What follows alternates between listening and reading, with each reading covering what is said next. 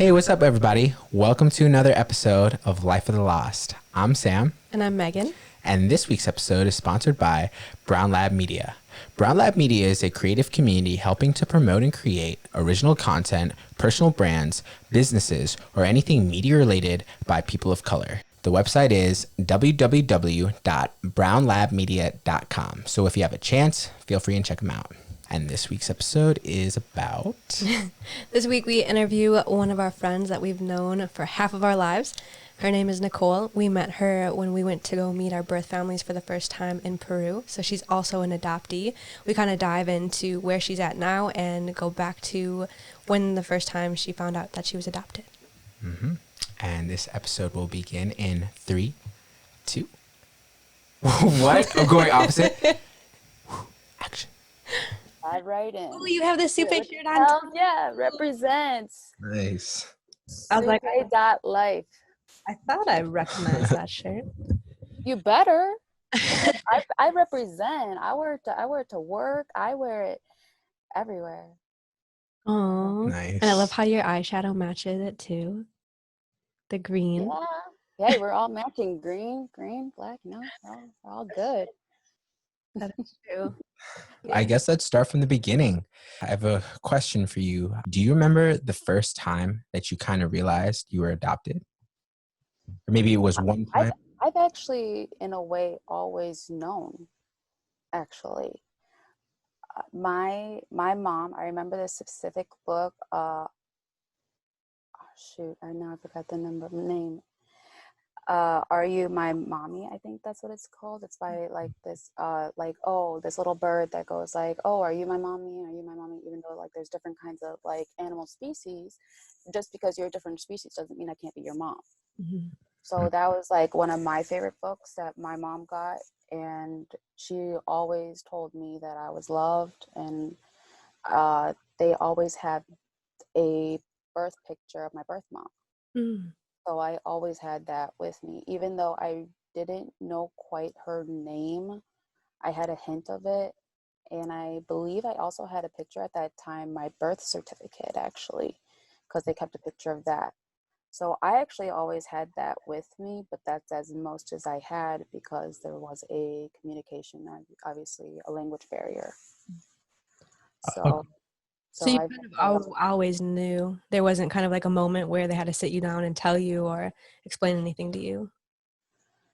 No, not really, because like I said, my family kept it pretty open, went to heritage camps, plenty of them, since I was younger.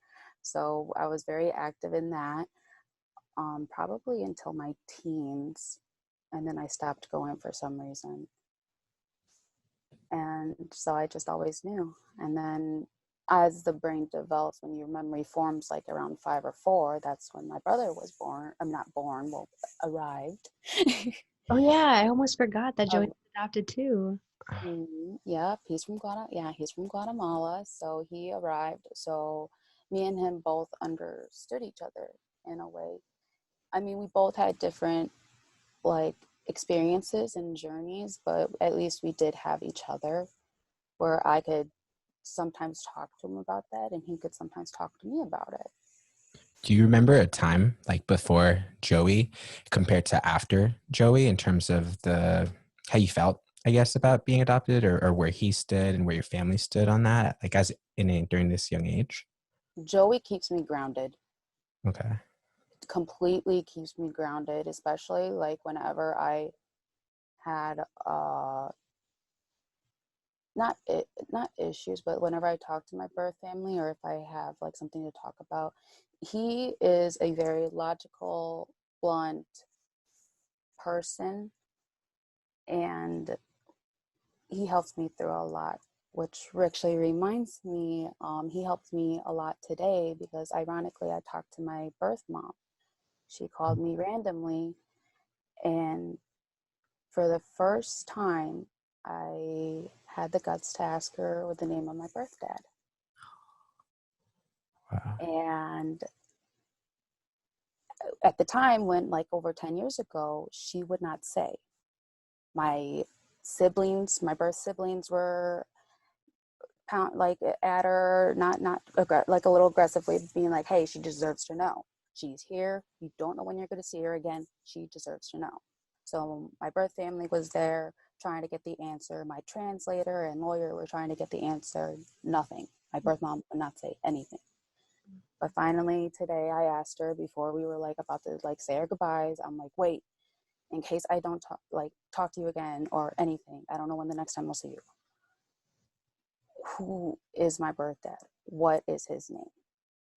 And she said not the full name, first and last, but I want the middle name. But she said that, and she said that he passed away. Mm.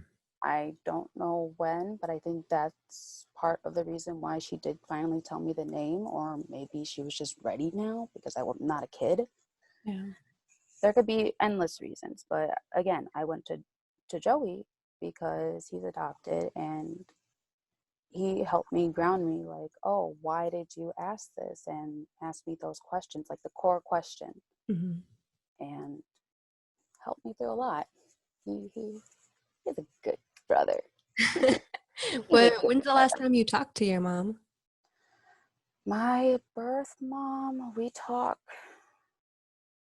maybe months. We don't really keep in contact that much because either I'm working or they have to go to my birth sisters to use their phone because of internet cafes and everything. Because I'm from Trujillo, Peru, so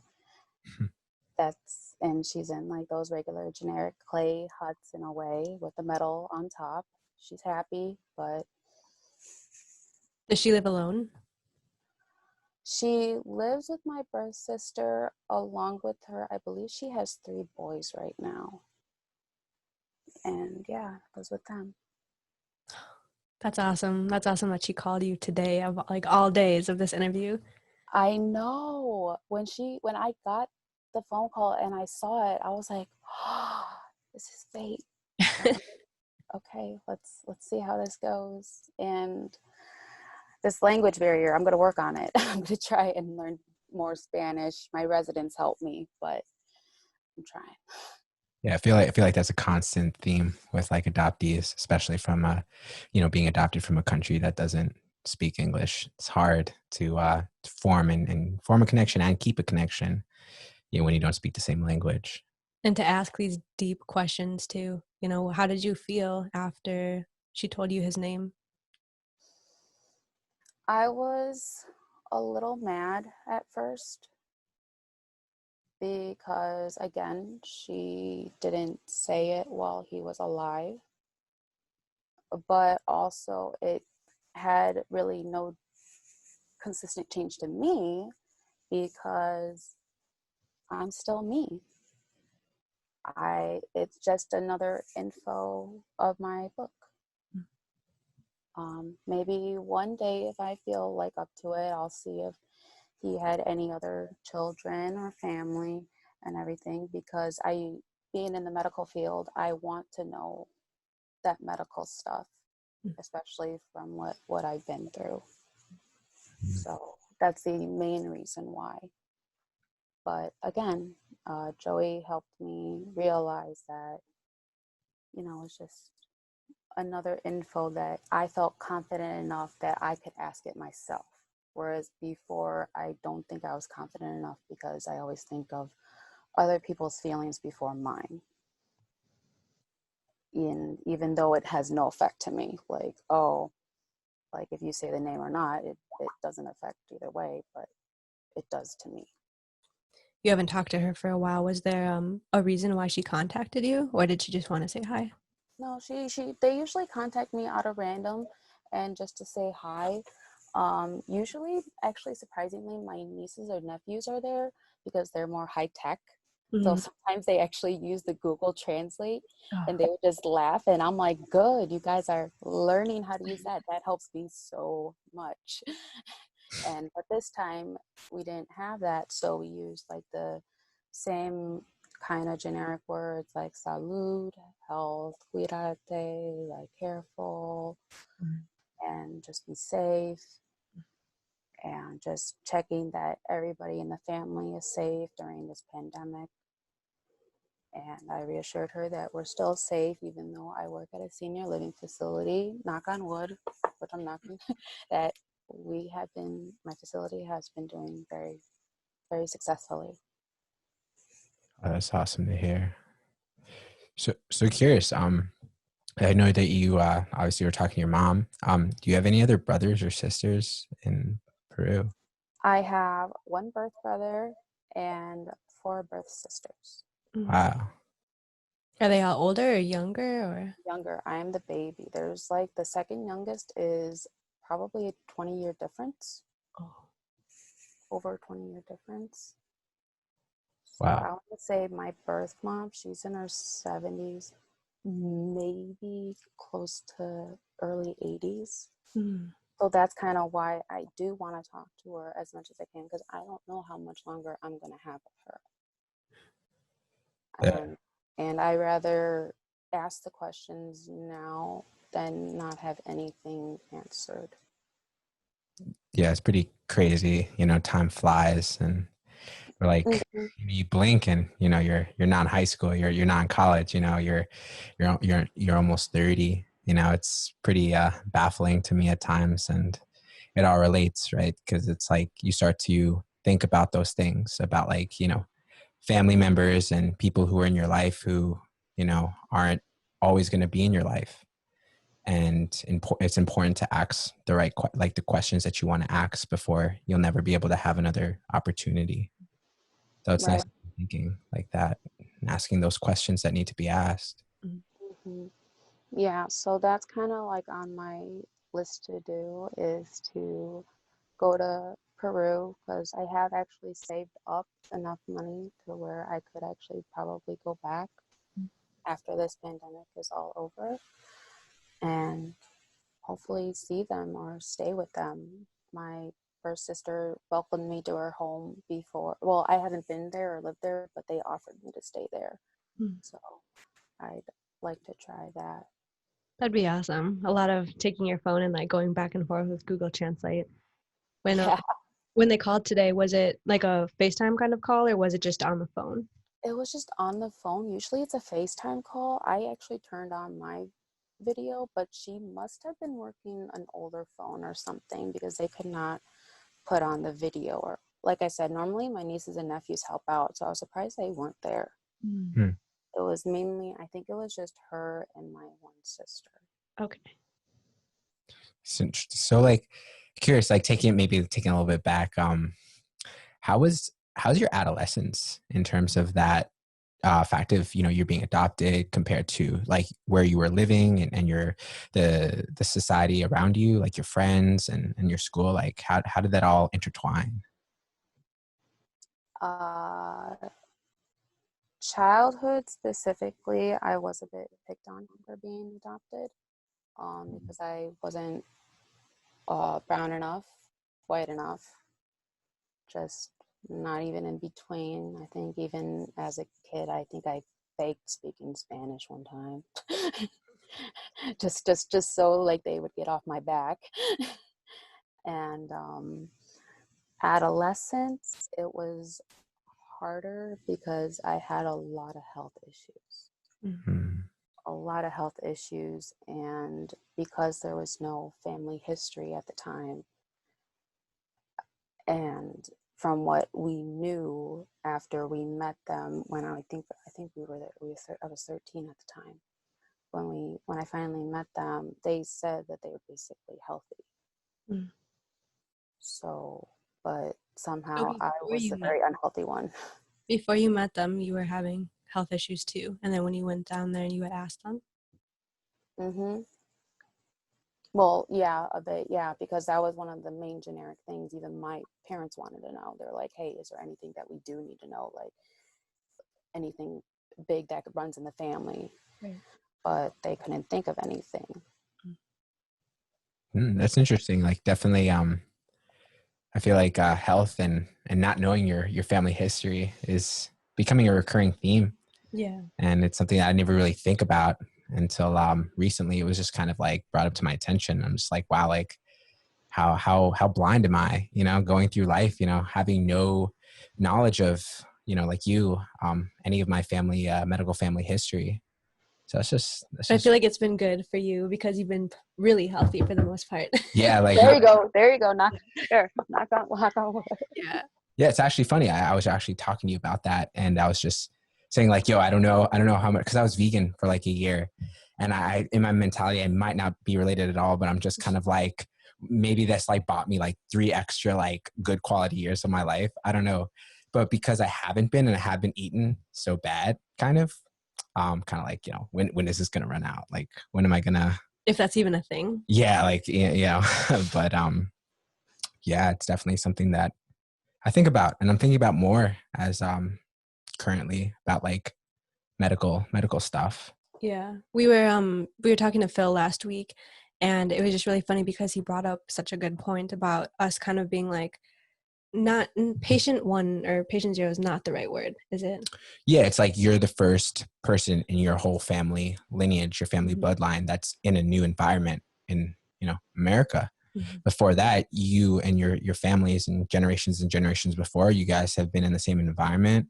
You guys have been eating the same kind of foods. So it's like I can only help but think the relatability of those two contrasting areas and how much it affects you as an individual. Mhm. So It really, really did, because it actually could have answered like a lot of questions. Because even like with one of my illnesses I could be specific with was like my blood disorder. mhm. I have a blood disorder where I just don't, it just doesn't clot properly or something like that, if that's the best way to describe it. Mhm. But if I've known it earlier, I could have prevented getting blood clots in my lungs. Mm. Wow.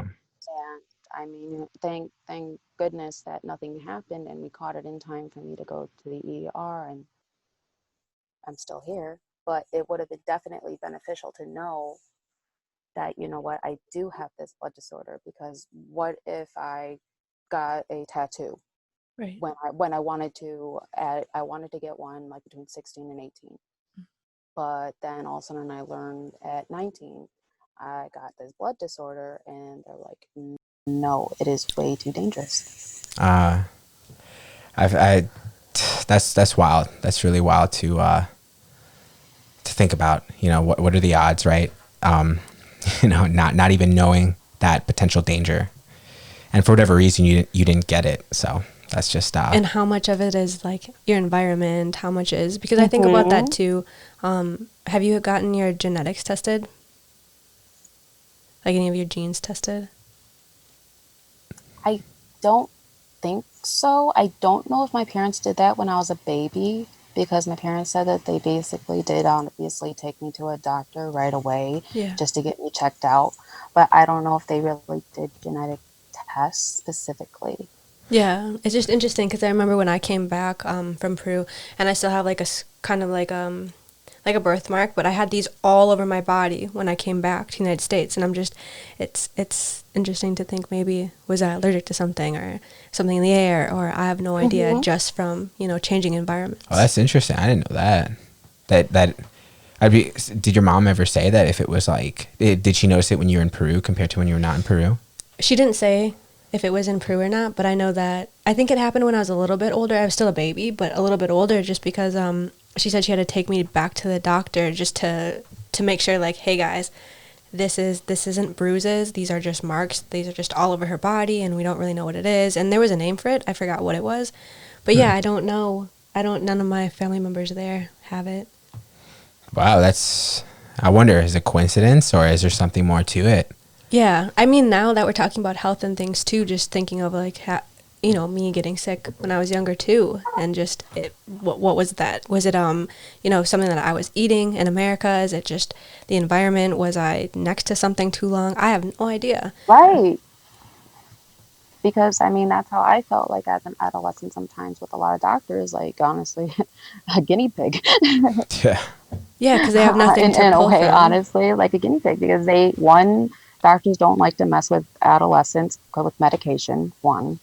And then two, I had no history, so everything was basically experimental. Hmm. So Which is kind of scary too. But yeah, now you it have. is definitely scary. That's why, I mean, if you can get medical history, or if you do put your child up for adoption, please add those notes, because that could change a lot of lives. Yeah, and I guess it's A also child. hard Yeah. too coming from, like third world countries because although, there's doctors and there's hospitals and things there, it's when they're Hmm. really poor, they don't go, unless they're dying. And that's kind of what my mom and Right. dad told me Hmm. when we went down there. Is they're like, well, I mean, yeah, there's doctors, we don't have insurance and we don't go often unless like something serious is happening. Yeah, no, definitely. That makes it even more hard, because I even actually talked to my mom how the paperwork, actually, even for adoption, they told her it was going to take a week, but actually ended up taking a month. Wow.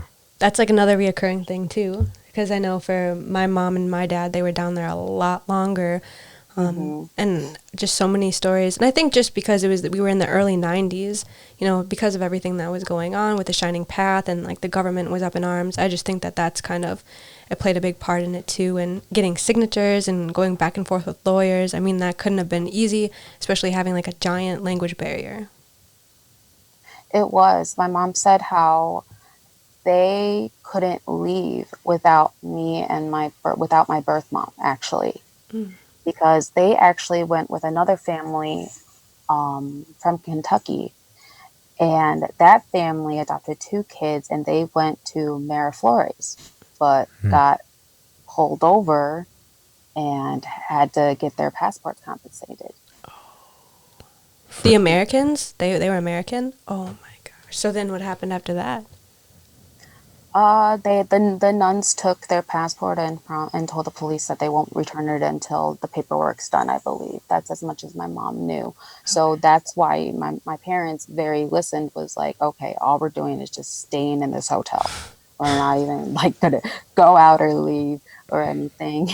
Yeah. So, but my parents had to come twice. First, they came once, and then they had to leave. That was hard for them. My mom was saying how hard it was to leave me. And then they came back saying, oh, it's just going to take a week. But then it ended up being a month. That's kind of similar to your mom. Yeah, I was about to say that. I was like, wait, this kind of rings a bell of similarity. Yeah, she too had to leave. I forget, like For a month too. Jeez. Yeah, a month or two, but she said she couldn't take it, and so she ended up just leaving, and she went back down there.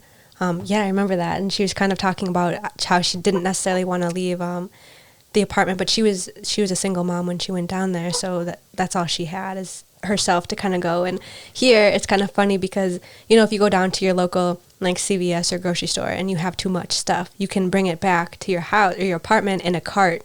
And so I remember her telling us that she went down in Peru and she was just like, can I bring this cart with me? And they're just like, no, you can't bring this cart with you. Yeah, Like, because she had lost all of the baby stuff in the airplane luggage for some reason. There was a miscommunication, so that was the catalyst to why she needed to end up going to the store to buy all this stuff, only to find out like how the heck she couldn't bring it back to the hotel. So that was interesting. Just sorry, side note. yeah, Story. no, but it's No, different. that's It's interesting because it's kind of like it's probably really different going down like as a single parent and then versus having like two people who are caring for this baby and being able to go out like maybe one at a time. And I feel like that's such a catastrophic thing to happen, is to lose all of your luggage, your diapers and your clothes and the formula and everything. Because I remember she was saying when you came down, what did she say that she wasn't expecting you right away, and then all of a sudden somebody kind of was knocking at the door, and she was like, no, they said baby, they're knocking at the door and they said baby, and she's like, no, it's not my baby. They're like baby, and they kept repeating it, and then they put like I think it was a That's my picture or birth mom. something. Yeah, your birth mom put something underneath the door, and then your mom picked it up and was like, oh, it is, and then opened the door and let them in. And so they came early, and so she was just totally unprepared. oh, Super Sam, like that sounds beautiful though. yeah, just not asking any questions. Just all right, man. See for yourself. I mean, I could walk away, but probably not want to. But Yeah. so so you were raised in what state again? I was raised in Illinois, a northwest suburb of Chicago. Oh, okay. So like during the time, I guess that you were having hard times with your adolescence, that was also kind of the time that you were dealing with a lot of medical issues as well. I was curious, like, how did you cope with that experience in your life? Um, it helped talking to you guys, being part of the TIES program, and meeting other adoptees. And I had some solid friends too, which was nice. And I'm still pretty solid with one of them. So that's really good. Yeah. Because sadly, because of all of the medication, I don't really remember much. I guess in a way that's good and bad. But how else did I cope with it? That's a really good question. I guess drawing.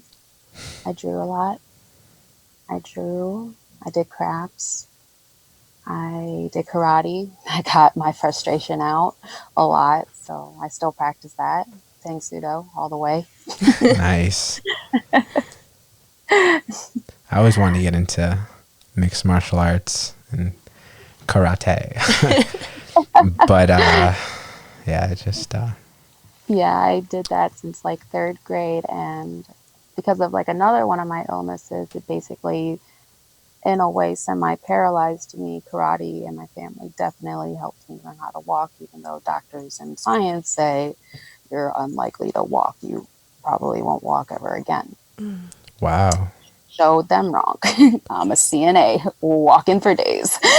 That's like that's wild. I don't remember like that's so what I don't know if you care to explain Oh about no, that I if could. not, but I'm an open book with my health. So go right ahead. oh, I was just curious, like how did that all kind of like happen? Like did one day just something happen, or was it something that, you know, had progressively gotten like worse and worse? Um, we don't know exactly what the cause was. We have an idea, but I don't want to say the idea because I'm not for sure Oops. and I don't want to give wrong info. But it basically started an autoimmune disease, and that hit me when I was 16. Yeah, when I was 16. And then I all of a sudden was walking, you know, going on those rubber tracks that go in a circle. And I'm about to walk, and then all of a sudden I just go face down flat. Oh I'm like, wow. Coach, I don't think I can walk. And then I went face flat again. And doctors didn't know what it was. And because I had no history or anything, they're like, you're going to have to go to Children's Memorial in Chicago. And they Wow. had to transport me there. And that's when they found out I had an autoimmune disease called transverse myelitis. And then later on, when I turned 19, like around 19, I got, usually when you get one autoimmune disease, you get a second one. And I got a second one. And I'm probably pronouncing it wrong. My mom pronounces it better. It's called Sjogren's syndrome. It's basically arthritis in the muscles. Ooh, arthritis. And then after that, like around 21, maybe, like around there, I had Hashimoto's thyroiditis, which attacks the thyroid. Ooh. And also then at 19, I had lupus anticoagulant disorder, which is my blood disorder. And that made me had to be on blood thinners the rest of my life. Wow. I feel like I remember hearing, you know, like the ins and outs of this, but not really. I feel like at the time nobody really knew what was going on. It was kind of just like one thing after another, and that's, oh yeah, that's what I was going to ask too, is how long was it that you couldn't walk for? I think from 16 to like about 18, but I was able to walk for graduation. That was my goal. That's awesome. To walk for graduation. You know, That's a doctors, science. I mean, I back up the science, but you know what? Sometimes spirit and will and determination beats that. Absolutely. yeah. That's really grateful that I guess you were here in America, where, you know, you'd be able to get the kind of help that, you know, you might not have gotten or been so lucky to have gotten in Peru. It's really, you know, it's And that's nice. what I tell my birth family. They know a little bit about it, not like in detail because it's hard to describe in Spanish. But I keep telling them I most likely would not be who I am right now if I was there. I would have so many medical trouble. I would putting you guys through financial trouble, and I would just be in poor health. And that's why I'm so thankful to be in America that I was able to get the help. My family was unable to financially stable enough to afford my medications and treatments.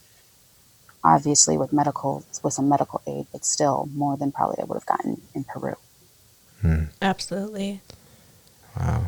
That's, I know sometimes we go back and forth and think about like the what ifs, you know, what if I was there? How would I have been? But I know that sometimes that it's not the best idea to go back and compare and contrast, but things like this, it just makes you so much more thankful and so much more gracious that you're here, you know, and I can't imagine having to go through all that, especially as a teenager, and you're just trying to, you know, fit in with your friends and go to school and, you know, date people and just all of these fun things that you're supposed to do and not have to worry about these things. And I think that not a lot of people understand what that means. Yeah, I had a rough medical childhood. I want to say it started like from 13 to like until my mid 20s. college. Did you stay? Sorry, just switch. Did I stay in college? Yeah, where did you go to college? Did you stay around the area? Did you like move anywhere? I stayed in the area because of medical reasons. I didn't want to leave my doctors, and um, I wasn't successful the first time. So I recommend don't go to like a university. Try to go to local colleges. If you want to go to college, saves you a lot of money. But that's what I did. So I was able to get my associates and now my CNA. So I'm a CNA now. And Nice. right now, just trying to focus on my health. And maybe when this whole pandemic's over, I'll go back for nursing or social work, something in the medical field. What's 5 to 6 year like goal in terms of like where you want to be? Like, where do you see yourself? I definitely want to have my own place. I want to have my own place and be financially able to do that. What else do I want to be? I would like to get a bachelor's in something. I would like to get a bachelor's. And what else? What do you think your dream job would be? Something with geriatrics, with the elderly. Okay. Oh, okay. I probably would want my dream job would probably want to be a nurse practitioner for the elderly. Because of all my medical issues, I completely relate with the elderly. And I mean, I look normal. I have invisible illnesses, but once I tell my residents, like, hey, you know what, I totally get what you mean. You do not want to walk, but walking's good for you, and you got to do it. Change. Make goals. Don't look at the downs. Make goals. It's kind of nice that they have someone like you working with them, because you know it all relates kind of, because it's like, you know, you were adopted and you came to this country, and because of, you know, medical reasons, you know, you had a hard time, but you were able to, you know, find a way out and become healthy again, and now you're on your way to giving back. You already are giving back to, you know, people who might need help too. And so it's nice that, you know, you're using your experience and making something positive out of it. Yeah, I'd also like to volunteer more. I would like to back to Peru, Guatemala, and volunteer again. I would like to do that. Yeah. Speaking of, like, I actually was just earlier was watching a documentary on Vice about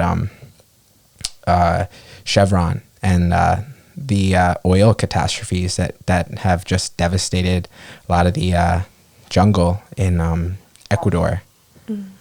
So when you said that, I just couldn't help but think about, you know, all the problems that's going on down there. You know, a lot of indigenous people are suffering because of the negligence of like huge American corporations. So it's definitely like for me personally. What? Oh, just sorry. For me personally, I, you know, down the road, I definitely would be open to, like you, helping out in that area of the world, or in terms of giving back. But wait, what were you saying? Sorry. Okay. No, I was going to say that's also why I kind of want to be a nurse practitioner, is because I wouldn't mind even being part of Red Cross and going to other countries and giving back to the world. Oh, yeah. That just reminded me when I went back the last time I went back, and it was really weird because I went back at the exact same time that my aunt who owns Smile Network, she was going back too, and it was literally the same day. It was so weird. And they have a lot of doctors and nurses who travel with them. And I always thought that was so cool that they were able to come on their free time and for free to give back and help kids with their cleft lips and palates, and just thinking of other places that do that too. Like, yeah, like you said, the Red Cross, and I'm sure there's a lot of like smaller places or smaller companies that do that. Mm-hmm. And I'm sure they're in such need of it too. Yeah. Definitely. I'd love to give back that way because, I mean, I was brought to America for a reason. I want to give back. Yeah.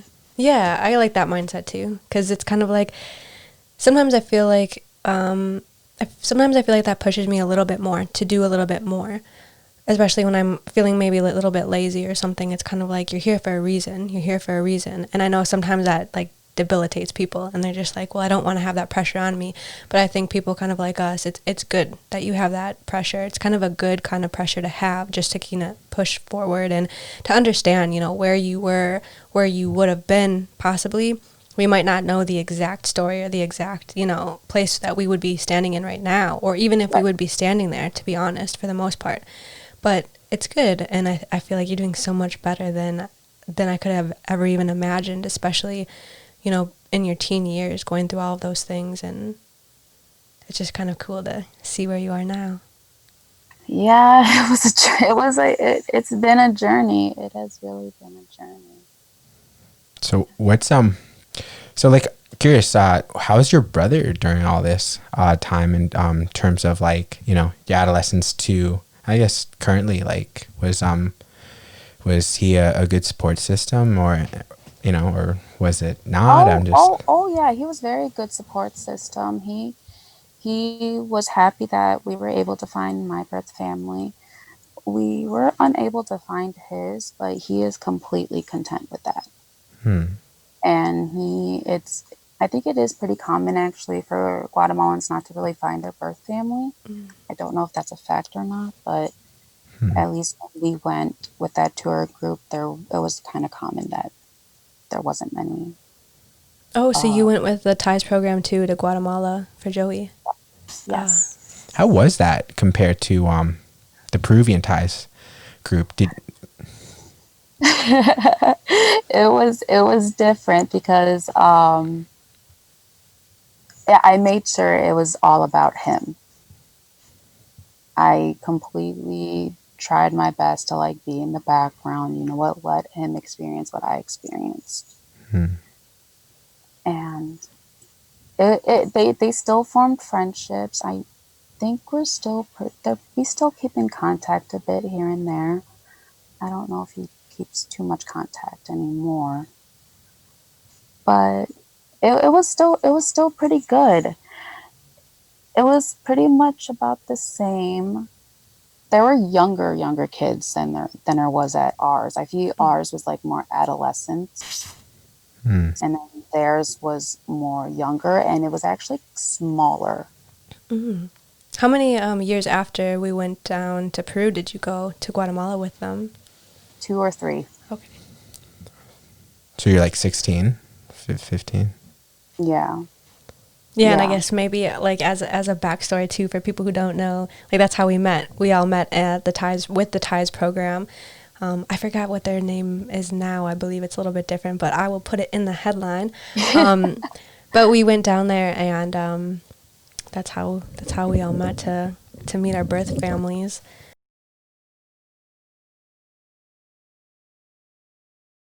Right around that time, right before we went down there, was there anything that, like, did you know you were going down there? Had your parents talk to you about it? Was it a surprise? Like, how was that? Going through the TIES program? Yeah. My family told me, and they asked us if we wanted to do this, and they asked us if we wanted to find our birth family. We went to therapists. Yeah. Would you recommend that? Did you like that? Or at that time, no. I mean, I think just having the social worker with the TIES program was just as good. I think, because that's what we had with ours, at least. We had at least one social worker there.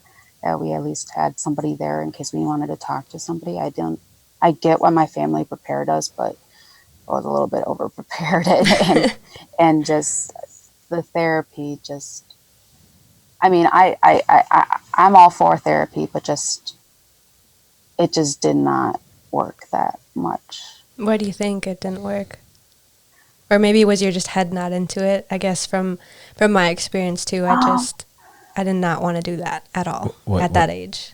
Go to therapy at all beforehand, or that had anything to do with my adoption. Because beforehand, when I was kind of acting out, like as a teenager, in the beginning of my teenage years, my mom always suggested, like, maybe you should go to therapy. That's like a person who has like an outside view, and maybe that would be good for you guys. And just like, no, absolutely not. I rebelled against it so hard.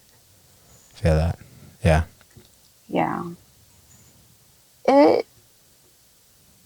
just didn't work for the time. I think even going to the TIES program we were pretty young.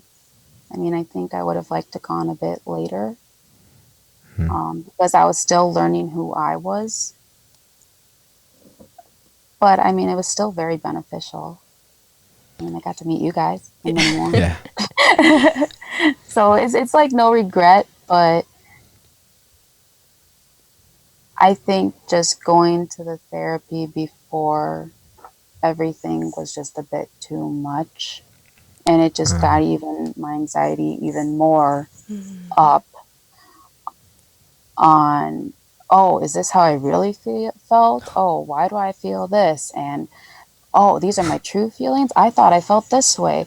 I've been growing up thinking this way. And then you're telling me, just... And then it's like finding the right therapist. And at that time, I didn't know what the right therapist was. Here you go. Yeah. So, yeah, I wasn't with the right therapist at the time. Okay. Yeah, no, I've been to therapy when I was little too, like elementary school up to like middle school. But like you, I guess, or like you, I didn't really like understand what it was. It was more of like a hassle than like an actual like helpful, beneficial. You know, it's like, you know, the therapist's like, well, hi, you know, you're a kid, right? So it's like therapist's like, hi, you know, how's your day? And you're kind of treating it like your mom, being like, it's good. Did you do anything? Yeah. What'd you do? Hung out with friends. You know, like very like static. But like, I guess as I got older, definitely, I guess I don't know how you feel about it now, but definitely I think like therapy for me was it was good. It was nice I understood, I guess, I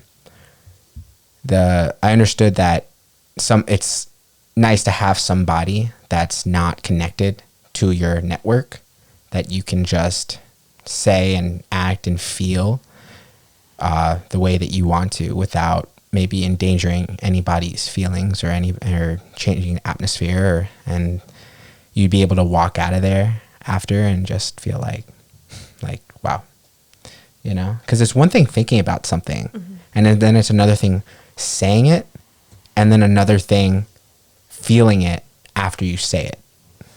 Oh, you want to pause real quick? Yeah, you want Leave it to open. Yeah. Hold on one second.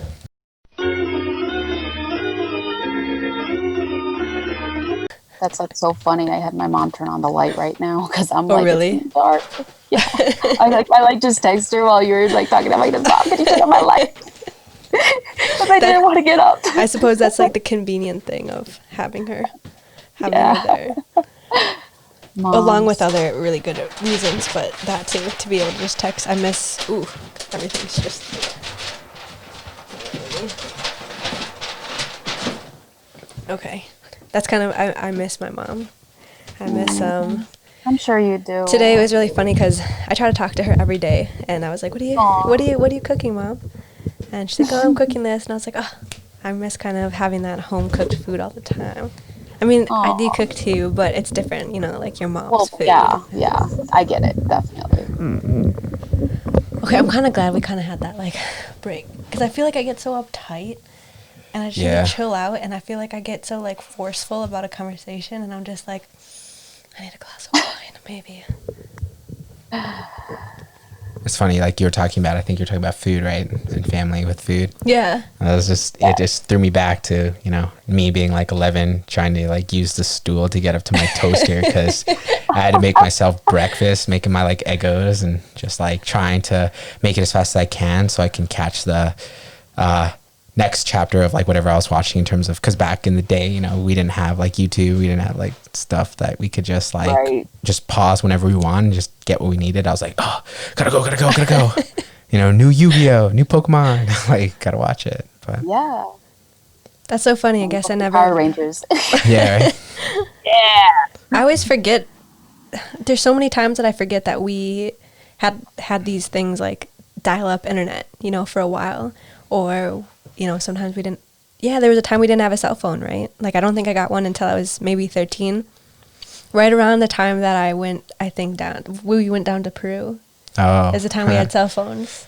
Yeah. Because I remember I had this. Oh my gosh, I had this little book. Right when we were leaving everybody, and I remember getting everybody's phone numbers and everybody's aims down and like their emails and everything, and just thinking of AIM in general. I gotta get that sample. MySpace.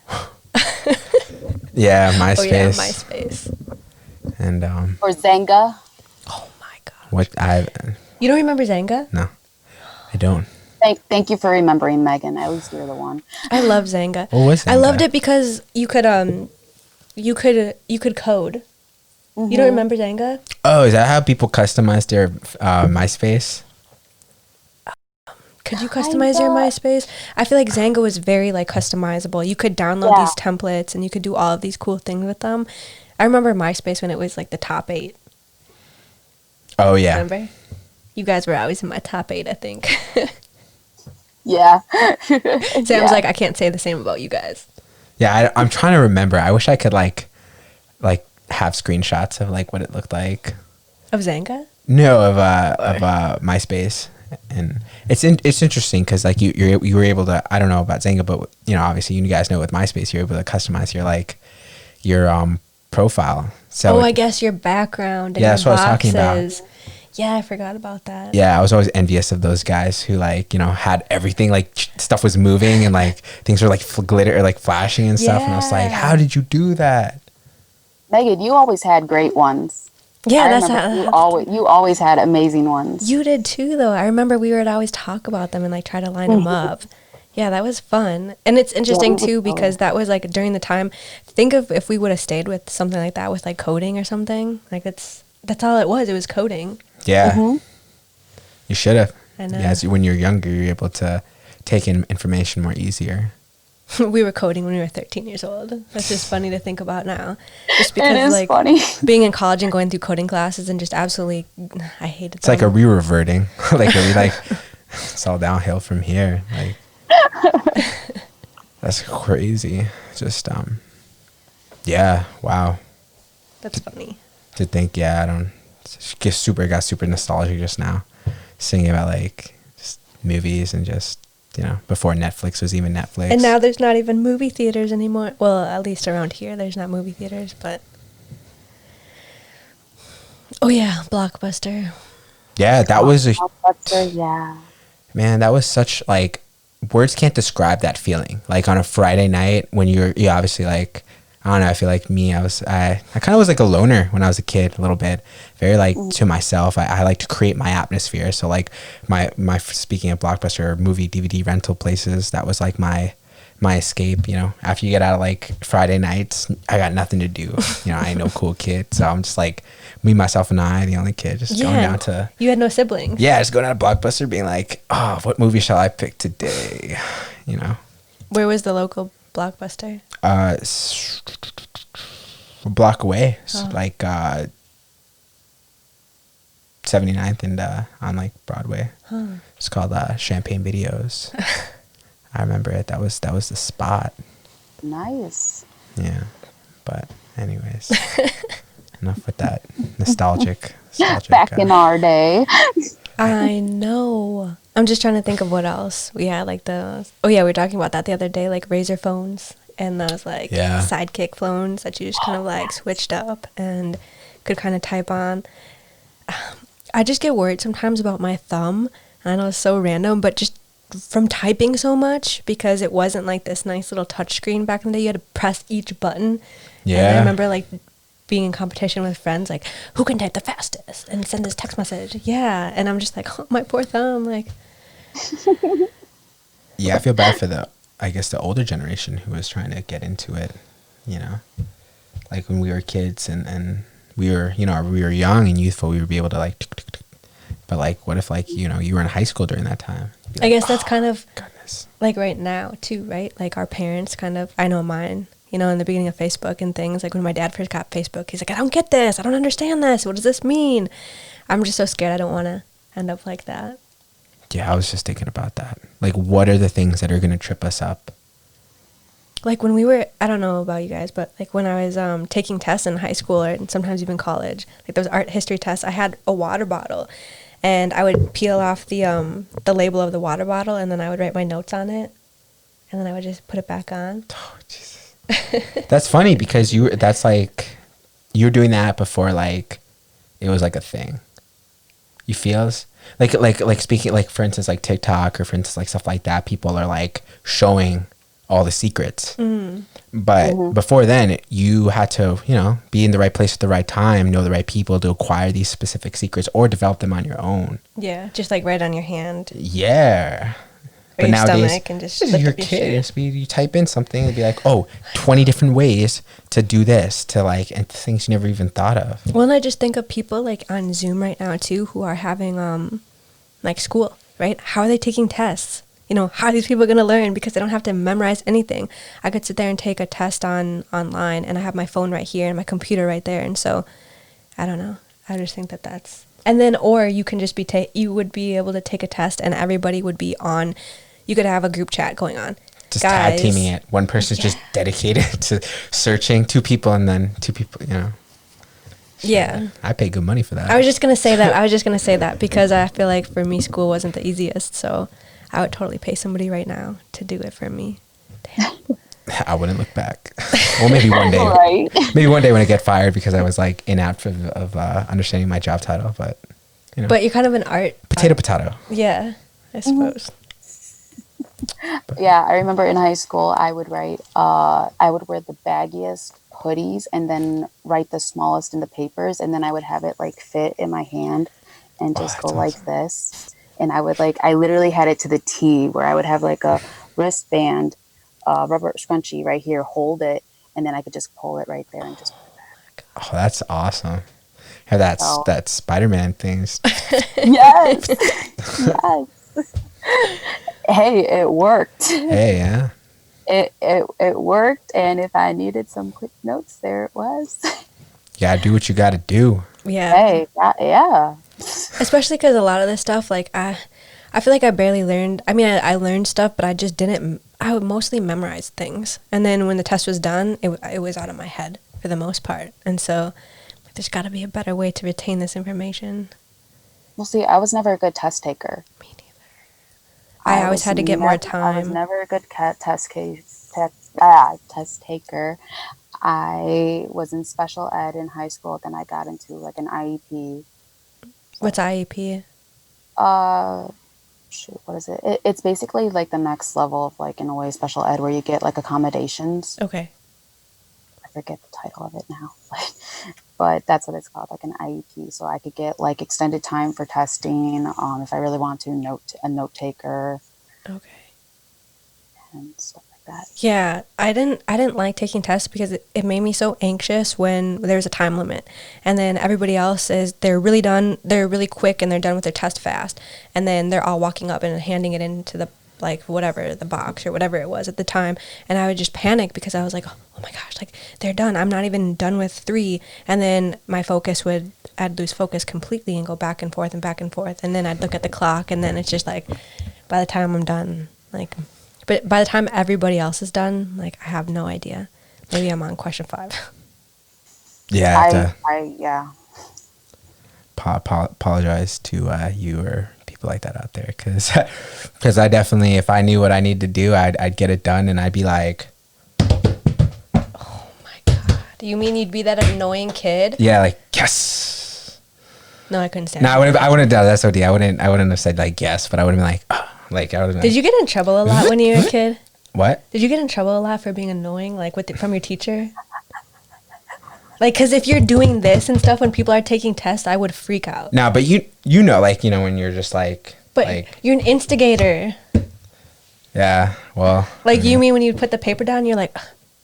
Like, Yeah. and kind of make a big deal. Like, yeah, like I sound. put my pen down and make a sound. I wouldn't zip her up slowly. I'd be like, zip, zip, you know, like, you know, put up my stuff and like leave. Just be extra. Yeah, but like on the reverse side, if I didn't know, I'd be like, shut up, you know, like stop making noise. I need to figure this out right now. Karma. I know. Well, That's why I take my test in a different room. Some people like you did not bother me. That's why. So you people like you did not bother me, because it would just like, you know what? I know I'm slow. Don't rub it in.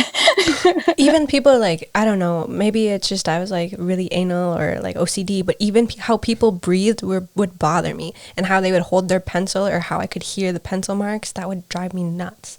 So like you talking about that, oh my gosh, that would drive me nuts. but it's weird because like sometimes I wouldn't necessarily mean it per se, but I'd be in the zone. You know, when you're really in the zone and you know, and you're like, oh yes, okay.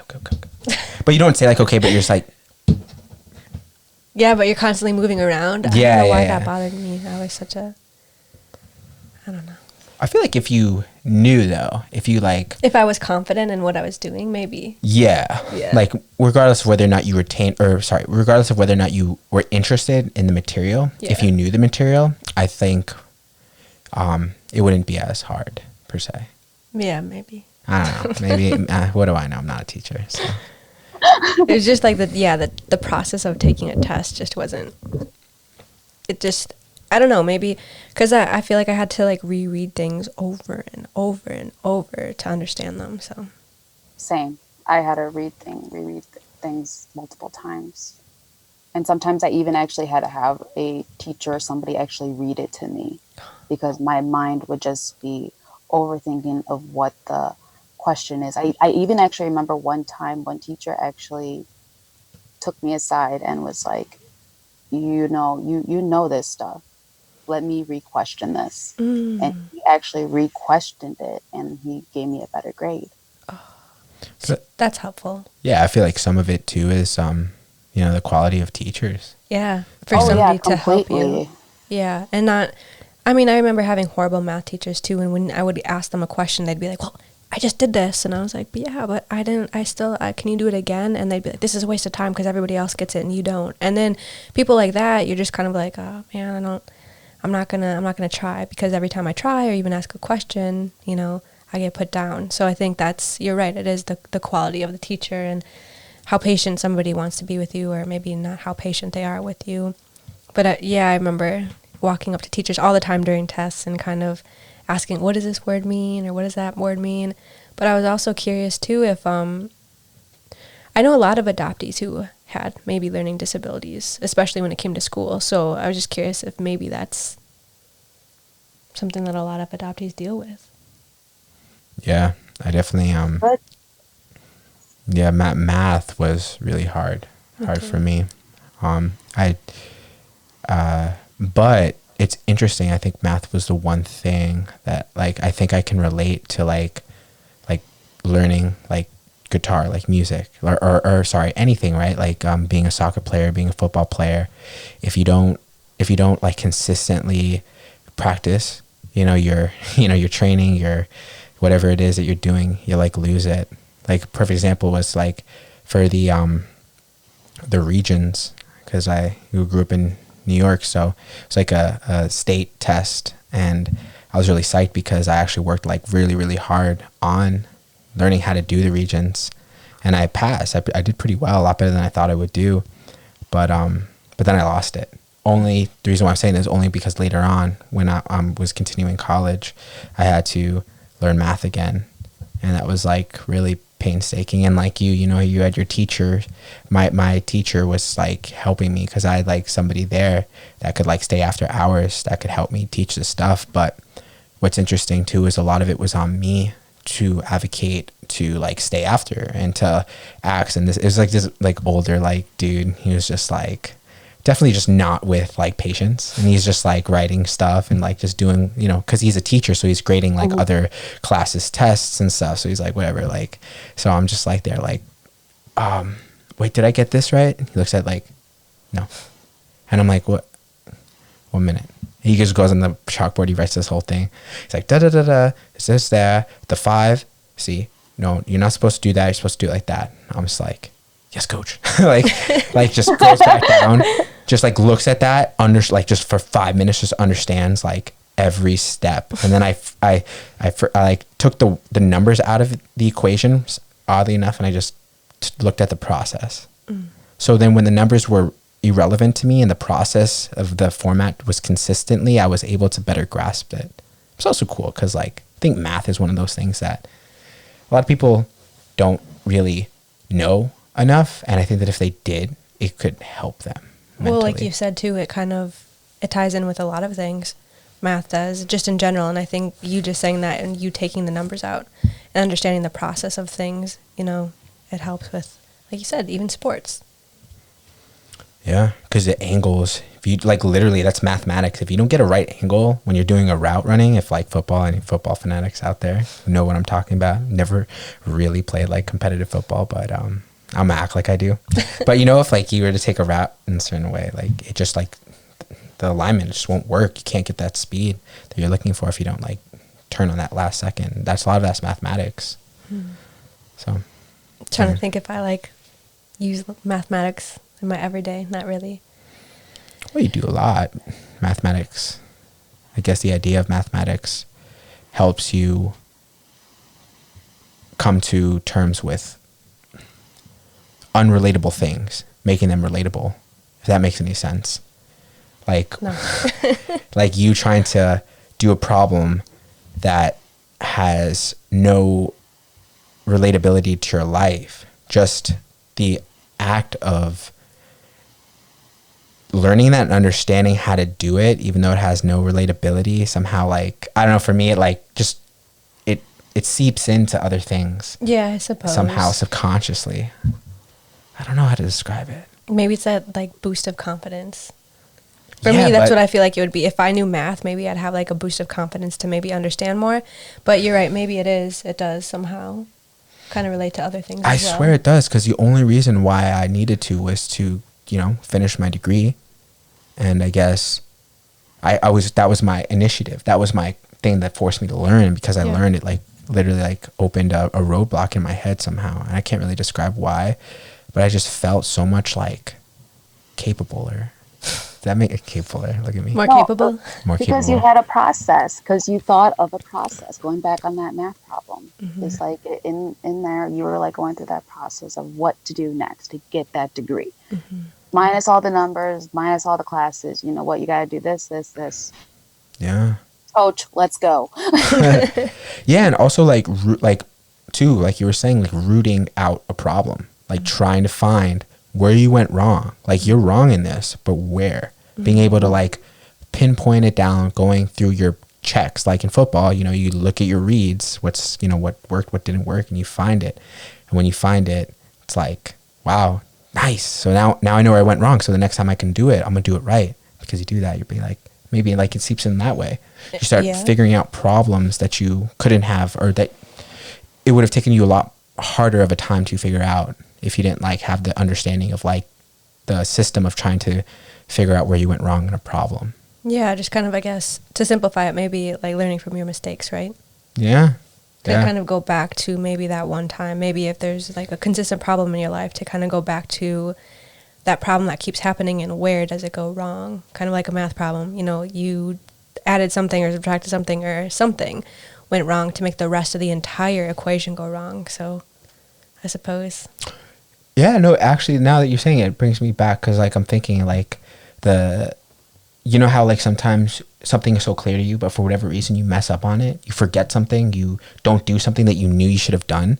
And with math, that's kind of how it was. I remember going through problems and they were just like, why didn't you bring down the 5? You just left it there. And that's why you didn't get the wrong answer. That's why you got the wrong answer, because you had nothing to divide it with. So you're just left with a broken problem. And I was like, oh, why did I even forget that? Like, how could, it's so small. How could I just have overlooked that and not taken that with me?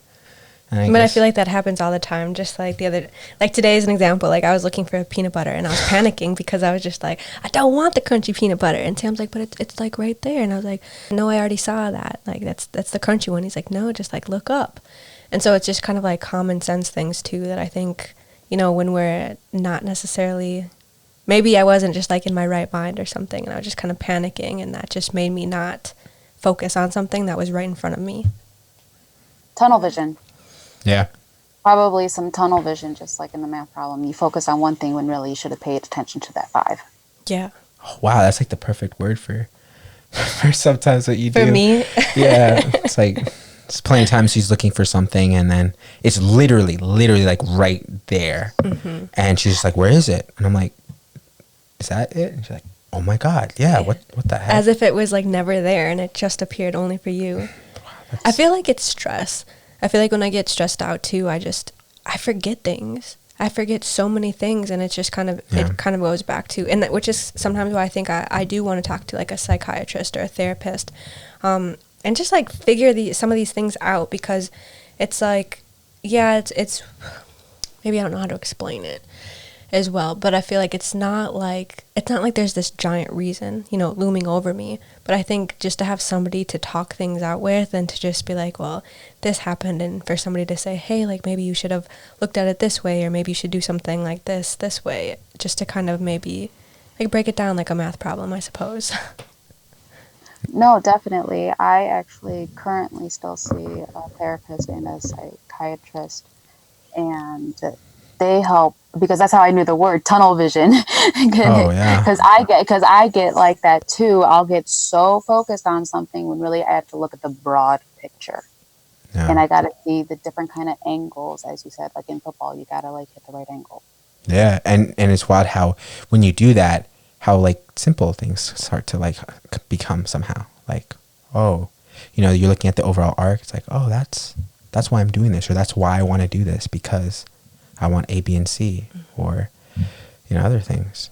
Right. That's why, like, I mean, kind of bringing it back, like in my childhood, a lot, it was like me, myself, and I, kind of like you, Sam. It was just like me, myself, and I. Yeah, I had my brother and everything. I had siblings, but a lot of it, I kind of isolated myself until now. I like reached out to like a lot of friends and therapists, you guys, and it helps. It helps. That was something that I had too much tunnel vision in, that thinking that, oh, it's me, myself, and I. Nobody else will understand what I'm going through.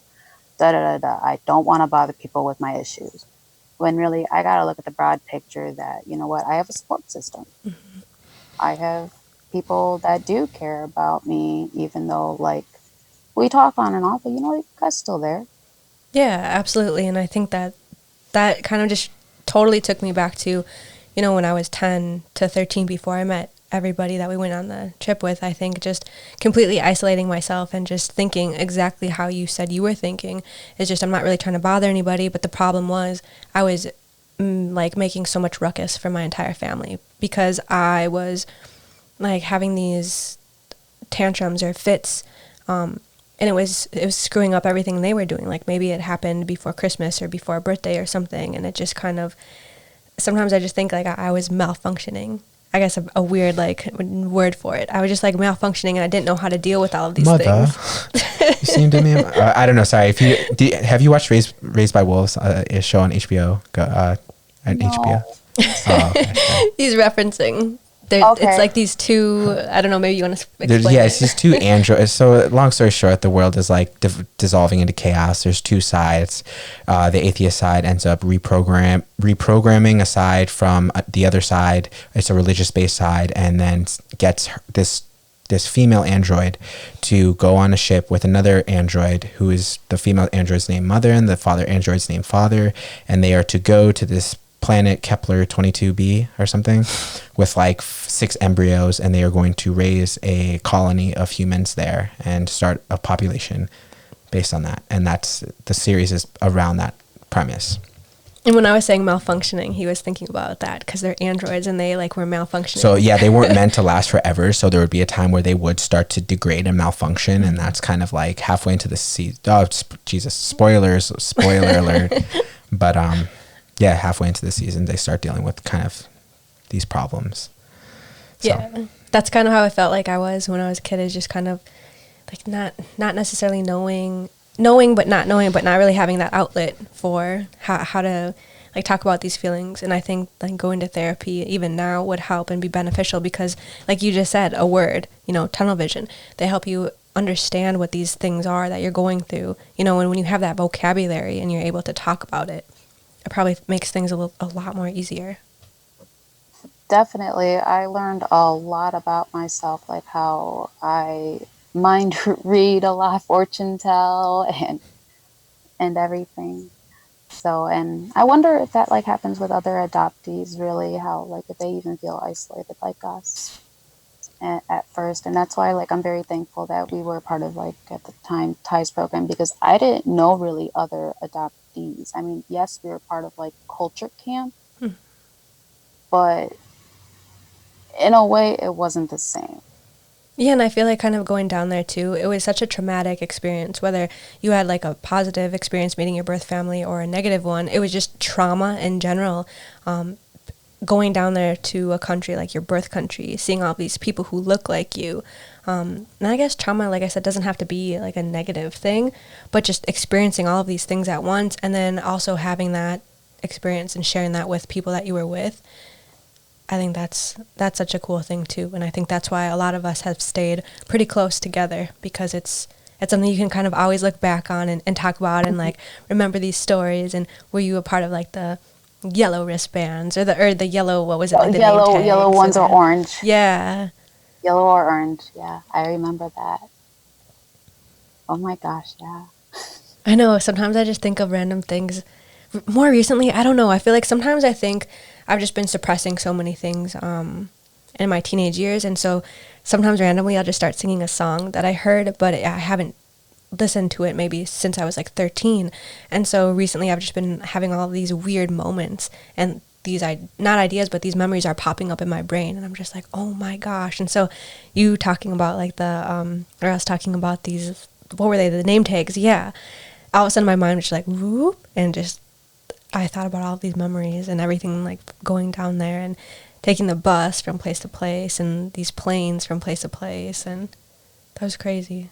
I think that's why our relationships formed so well, because we were there for each other when or if we met our birth families or when we saw the orphanages. That was, oh my gosh, that was overpowering of emotions when we saw those orphanages and made a difference there. Yeah. Yeah, you Go ahead. Oh no, was that the second time we went? No, we went to orphanages. Really? Yeah, we visited First time? once. Yeah, we were visiting the first time we visited one. I think we visited 3 on our tour. Oh, I don't remember how many. But when you went back, Yeah, you did as well. That's what I was thinking of. Because Yeah. you had. Yeah, when I went back, we went to a place in Lima at a nun's place. Yeah. So, That's what you facility remember. where it held, actually bringing up the adoption. Actually, that place was in a way, I guess, I don't know what the proper word is. I guess a safe haven, because they're for children that weren't able to be adopted, but the families couldn't take care of them, so they didn't sign the. In a way refused to sign the papers. That's And so that facility can hold Wow. from infants to 18. And then once they get closer to, like, obviously, like in our way, high school age, they would help prepare them to help get them jobs, get them a career, get them ready for education and live on their own, because then technically they're adults. I didn't know that about that place. But I didn't Yeah. go to that place Yeah, either. at least that's from what I remember, at least. Yeah, I guess learning more about adoption papers and just thinking about, I always think about like what our parents went through when they were, or moms, whoever it was who gave you up for adoption, what they went through while they were filling those pieces of paper out. And then to think of other families who, like you just said, they don't want to sign the paper to give their baby away, but they don't want to take care of them either. And it's kind of sad because they really just leave their kid in limbo. And to think, maybe some of these kids could have had a better life. Yeah. Yeah, I had mixed feelings about the place. I mean, I'm glad it was there so the kids weren't on the street or anything. But also it had to be hard on the kids because, like, oh, we see mom and dad maybe on the weekend or once a month. But, So they would come down and basically visit. the nuns take care of them. This is kind of interesting to talk about orphanages too. This kind of conversation came up the other day in a different way, and people were talking about how that can be detrimental to kids. Having like Americans come down, and they're wearing nice clothes, right? And they have all of this money and they're just giving them kind of gifts. And then they stay there, they spend time, they kind of form this bond, and then they leave. And I don't know. I guess I was thinking about that. You only love me for my culture. Yeah, I understand. know. It's hard, especially when you're kids. You can't distinguish that, them helping from, they can't like live there. They're not going to stay there. But yeah, it's tough. It's tough for them, I'm sure. Yeah, I guess like coming and having like buses full of people like coming in, playing with them, leaving. Yeah, I'd be pissed. Yeah. I'd be like, wow, so you guys are just going to leave me now? Mm-hmm. You get me all like happy and then you're just going to leave. Yeah, and just the conversation that I was having with somebody else was just like, what are the pros and cons of that? Is it beneficial for somebody to go down and volunteer, or does that hurt them more? Or, I can see both sides, but while we were talking about that, yeah, I was just thinking about that as well. Definitely, I could see both sides with that too. I mean, I would volunteer again with that nun facility because she was very nice and everything. She took care of the place pretty nice from what I saw. But yeah, definitely still mixed feelings about it though. Yeah, my cousin, her mom was an alcoholic. My mom's sister was an alcoholic and ended up passing away. And she had the cutest little baby, and she ended up having to go to. It was this beautiful kind of orphanage, and it wasn't too far away from my mom and dad's house in Peru. And we went and we visited once, and it was very sad. And I remember thinking about her, and I just wanted to take a picture, but the nuns wouldn't allow it. They were just like, no, you're not allowed to take any pictures. And, her dad wouldn't sign papers away, but he was an alcoholic, and he wouldn't come and see her, and she hadn't seen family members in a long time. And I just remember feeling so sad. They wouldn't let us really inside the facility. Like, they let us in this little visiting area. And so we had brought in all this food, like grapes and crackers and chips and things, and she just ate it all. She was tiny, and she ate it all, and she was so cute. And I was just thinking, my mind is always like going back and forth, like the positive and negatives. And I was like, I'm so glad, one, she's eating, but I'm also kind of sad because she's acting like she's starving. And I'm just curious, if they feed them enough. She also had bruises on her and her hand. She had a giant, like a blister from being burned. And I was kind of like, wow. Where was this? This was in Cusco. Oh, when I went down to visit my mom and dad the last time. And what facility? Like, it was an orphanage. So, okay, sorry. Yeah, but it was like it was a beautiful orphanage. It was huge, but the nuns were very, very strict, and it was just sad. And I just remember thinking about like, hey, how did you get burned? You're this tiny little girl. Were you by like the fire? Like, nobody's watching her, just kind of thinking of all these kids running around, because I guess I had to make up something in my head because I wasn't really able to see the inside and just kind of what that might be like. And I just remember feeling like, oh, I just wish I could take her with me, because here I am, like, trying to help her and give her food at the time, but like now I'm leaving, and just me going back to my parents' house, in Peru, it was better than being in the orphanage. And yeah. Yeah, it's weird too. Like, I couldn't help but think while you were talking, it's just kind of like putting myself in that person's shoes and what they've been through. I couldn't help but like, put that scenario in my imagination in terms of putting myself in their shoes, and just like being like, wow, like, like I'm this child, but I have to act like as adultish as I can. I should know better. I'm not like, I get smacked on the hand because I shouldn't have done this. And then over time, like, I start to like keep that childish mentality per se. For instance, like, when somebody like you were to talk to me, my childness would come out. It would just ooze out, because I've had so desperately tried to keep it inside and be like strict and be like, pretty much I'm an adult. I have to act like you're a big kid now. You gotta act like a big kid. You can't like have room for these kind of like childish like antics. And it's kind of sad because like, I could see myself growing up, and I'm an adult now, but yet I still have this very like childish heart, which is a good thing, but it can be a bad thing. For instance, like explaining your emotions, being able to be in tune with yourself and what you like, not, maybe like that habit of talking down at myself, being like, yo, don't be stupid. Like, don't say that. Like, they're not going to like that. You're a man. You need to act like a man. You can't tell her that you're feeling sad, like stuff like that. Like, I just can't help but think that some people like that are in this situation grow up kind of like that. Inside an orphanage. Yeah, or in general too. Like if their parents, maybe are harsh on them. Part in the system. I could completely relate with that, Sam. Like, I was like down on myself, and then now I lost what else you said. But and second thinking and everything. So I do that a lot. So I can completely relate where you're going with that.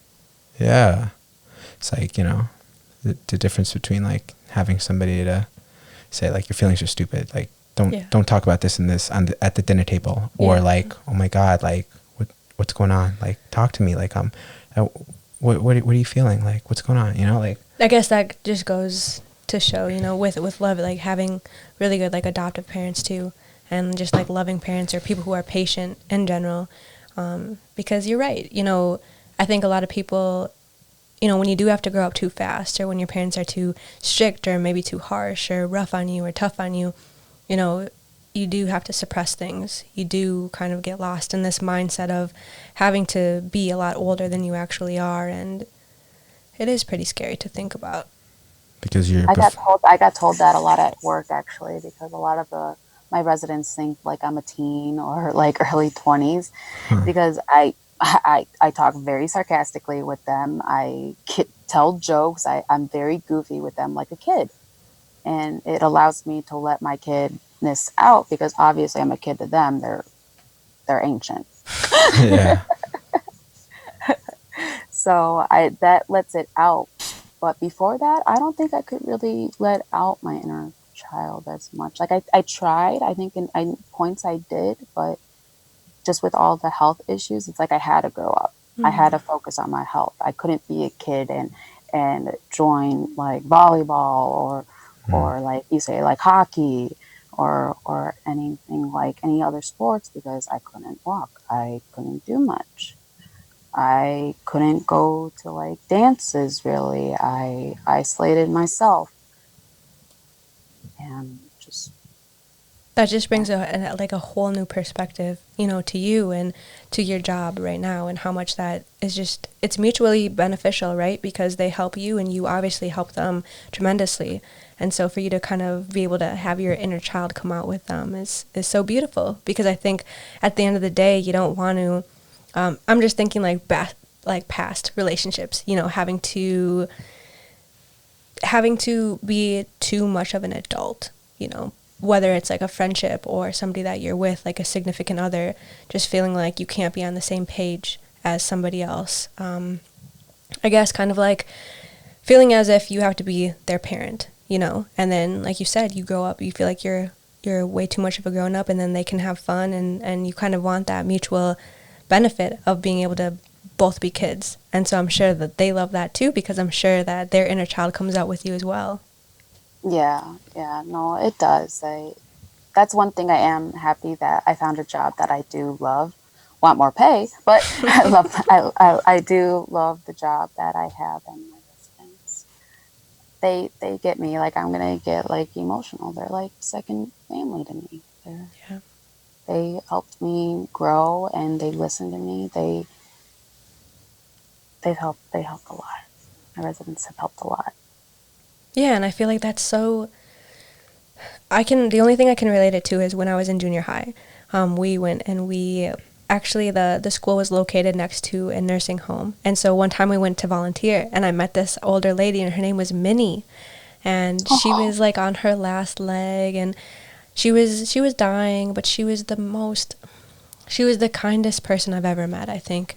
And I just remember her to this day. I don't remember how, maybe I was like 11, 12 years old, but she was just so kind and so loving, and something about being in a nursing home, and these people have experienced like the highs and definite lows of a life, and for them to be able to express it to you and maybe give you advice, and you know, it really helps you put your life in perspective on something that maybe, you know, might feel like a big deal, you know, like stubbing your toe and then, you know, your day's ruined, but then in reality, like, that's just a tiny moment in your giant life, you know, and to kind of put things in a different light for you.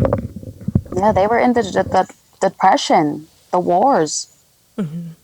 They survived that. Some of them joke with me saying like, "Oh, I survived the depression and a war. We could survive. I'll survive 2020." And I'm like, "Good job. That's a good attitude."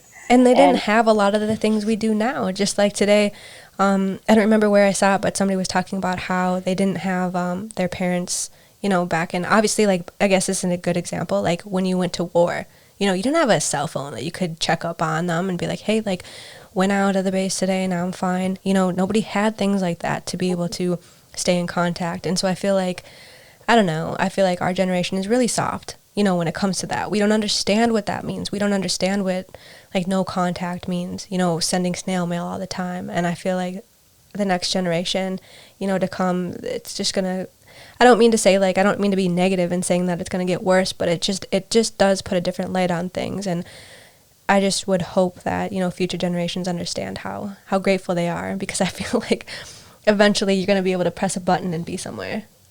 It's not as sincere. Like, I think, like, if I like sent you to a letter, like, that would be more sincere than just a text. Yeah. Mm-hmm. Absolutely. And even just like printing out pictures, you know? Oh, yes. I would probably send you guys a card and like customize it and everything. And that's fun, and things like that are nice, but it's funny too, because that's what we used to do, you know, before. And now it's kind of come to the point where texting is so much easier and faster. And it's like, I don't have time to write a letter. But I think, you know, my grandpa is by himself right now. My grandma died recently. And so she used to help him with FaceTime, and he has no idea what he's doing now. And I told him, like, don't worry about it. Like, I'm going to start sending you mail and like letters, and I'm going to start sending pictures. Cause as much as I would love to text him, and be able to kind of have that instant communication, it's nice to be able to send him those things, because I feel like that's really meaningful for me too. And I feel like I get a lot out of writing a letter to somebody and kind of just putting it all on paper, regardless if he writes back. You know, he doesn't have to. I'm not expecting that. I just want to give him an outlet of, you know, this is kind of what I'm doing on a daily basis, and like, here's a picture of this or that, and like, just to keep you up with my life. And I don't know, I just think like, just the thought of that makes me so happy. It's just kind of filling him in a way he understands, you know, because technology and things are so frustrating to him right now, and I don't expect him to like get it right away. But so, yeah, I think you're right. Things are a lot less sincere right now. And that's what's hard right now with the whole pandemic is a lot of them don't have like tablets or like Alexa or any of that. They barely have cell phones. Mm-hmm. Some of them even have like some of the flip phones, and I'm like, oh wow, look at this one, oldie. and and it's just hard because, especially now with it getting colder, at least our facility, I jokingly say it's our prison visit because it's all plastic and like saran wrap in a way, and we're just missing the telephones. But, you know, their families are able to come in safely and they're able to see each other because they don't have FaceTime. They don't have technology like that. What are you thinking of? Sorry, just when you said saran wrap, I just had the image of somebody, like two people just twisting somebody in saran wrap, like just before they see their parents. Just like gave me a little laugh. Sorry. All of a sudden, you just turn and be like, "I'm here." Yeah, like just, like wrapped it, like their face is just completely wrapped. Anyways, but yep, mask taped, everything. You know. Yeah. No skin can touch anything. Yeah. No, I can't wait till this is done. I'm sick of being like a security guard at work because that's how I feel like. Yeah. Security guard, put your mask on. You guys are this far away. No, you guys can't hug each other. Oh. Yeah, it's But honestly, like they've all been tested. If anything, they're gonna get it from us workers. If anything. It's crazy, like. But again, we try to be as cautious as we can. Yeah, and it's this is crazy how like I guess this whole virus and I guess how much more deadly it could have been, or it could be, just to think of, just like something that doesn't necessarily discriminate on like the weak and the elderly. What if it just was like hit everybody the same way? That's just be really like scary. It's like eye-opening, just to think that something could be like genuinely around the corner in the making right now. We don't even know, because if this is a precursor of how as a society, a global society, we handle things like this, like geez, what's to say something serious happens, like oh my god, that would be crazy. Like just well, to think about like how lax we were before, right? Because I guess just going on the train and things, and we saw other cultures, predominantly Asian cultures, have masks, and we would just look at them and just be like, oh, why do they have a mask on? This is so awkward.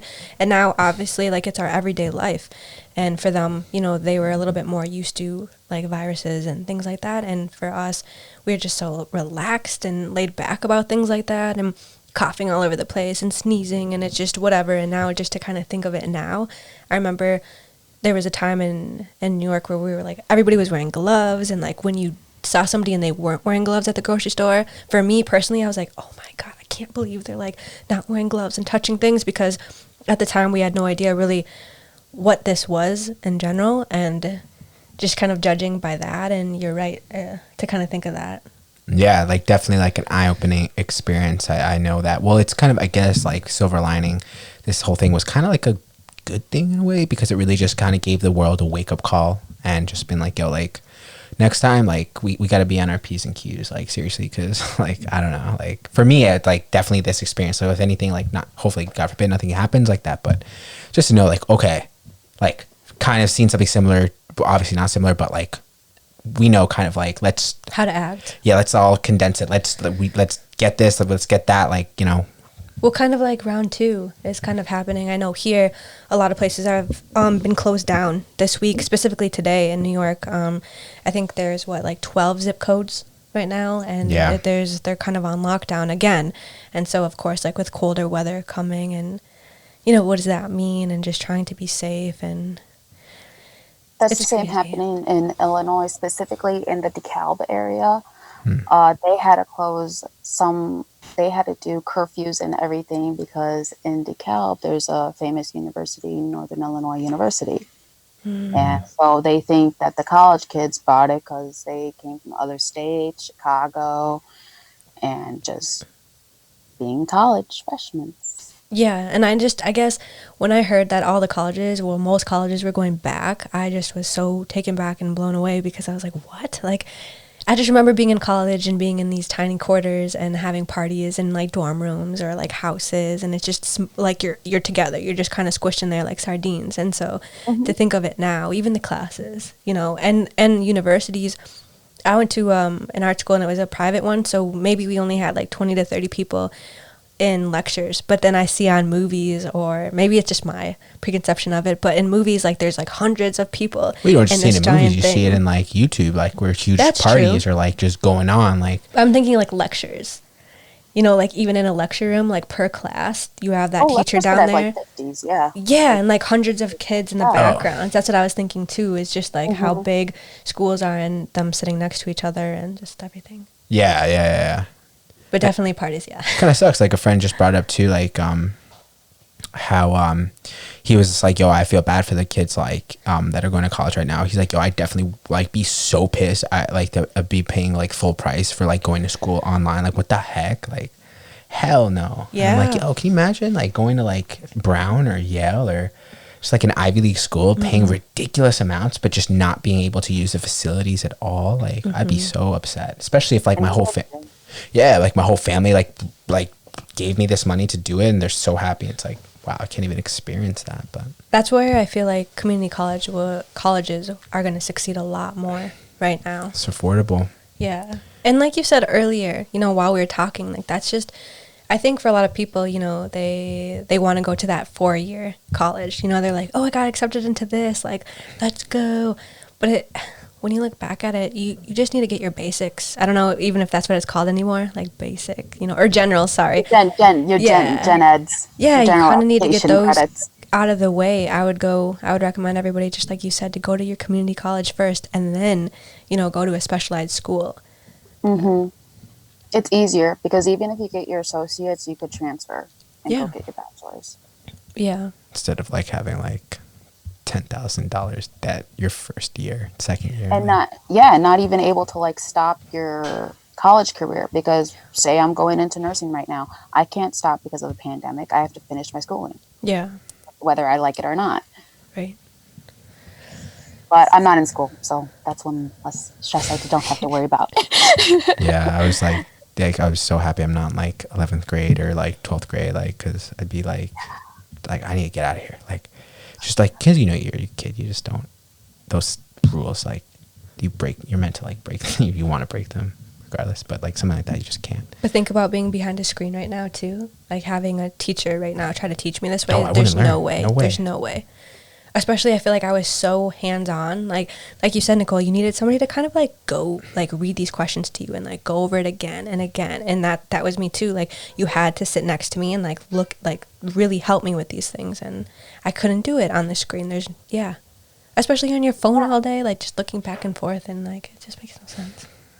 Yeah, with the cell phones nowadays, all this like apps, all these social media things, I would be like this too all distracting. the time. So, you know, right? We didn't have Cliff Notes back then. Spark Notes, yeah, I remember that. Yeah. That's hard. I can't imagine right now. But I'm thankful that we're not in college or not in school. We're not, you know. But yeah, be thankful that I got a job. Working, even though with all my health issues, I'm healthy. So yeah, can't complain. I've been very fortunate. Knock on wood again. Yeah. That is good. I'm glad because it seems like you're like really going in the right direction. You know, you're really kind of like you're helping people. They're helping you. But like, I feel like that's kind of your nature is to help people. It's a process. I had to get. I lost track of that 5, and now I got it. I got that 5 back in the math problem. I'm working on it. Yeah. I'm gonna refer to that from now on, Sam. I'm gonna get that 5 back in the math problem. And people are gonna be like, "What the hell are you talking about?" Yeah. It's a Sam thing. Just a saying. You had to be there. Yeah, just saying. As he has numbers on his headphones. Oh yeah. You know, just trying to be connecting the dots. Yeah, these numbers mean something. I don't know. We'll find out one day. Yeah, one day.